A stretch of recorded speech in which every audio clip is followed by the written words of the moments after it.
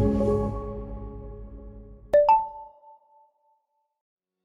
this video, we'll review how to submit a peer review and then walk through actually reviewing a peer review. So for this use case, we're actually going to have to log in as two separate users. So in this first example, we'll pretend that I'm the original developer or the admin.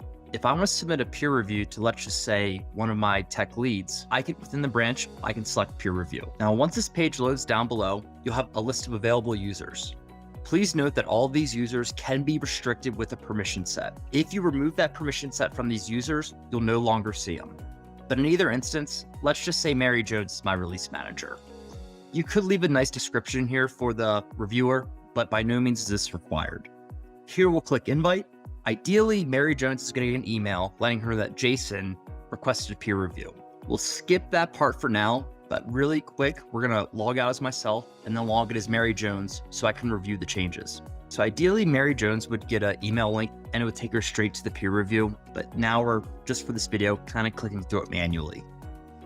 So here we can see this was created by Jason. And if we click on the title, any description that Jason left, Mary would be able to see here. But if we click review, it's ultimately up to the reviewer what changes they want to review. And as you'll see here, once this loads, on the left-hand side, it's going to be the version within your branch. On the right-hand side, it's going to be the version within your repository. So here we can see, even though these versions are one, they are different though. And then anything that says net new, you could still leave a review, but there's really nothing to compare it against.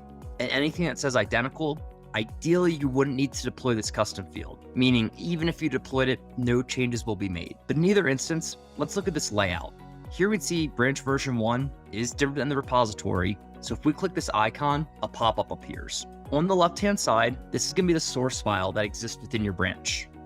On the right-hand side, it's going to be the raw file that exists within your repository. So anything on the left here highlighted in green, Jason likely added these custom fields to the layout in a sandbox. They don't exist in the repository yet, but there's really no risk of an overwrite. But if Mary's reviewing these against the JIRA requirements, and she sees that name field's missing from the source, she notices that's a bug. Well, she can click on any of these numbers on the left-hand side for Jason, and she can leave inline comments. So she could leave a comment like, she saves this, Jason gets a notification and a link can him straight to this page. Now, once we review this layout, again, the end user could keep reviewing or a custom field. Ideally, it's a pretty low risk change. It might not need a second set of eyes. But in either instance, Mary can approve this or reject this. Since she found a bug in that layout, ideally she's going to want to reject this. And yet again, Jason will get an email notification letting him know that Mary did reject this peer review.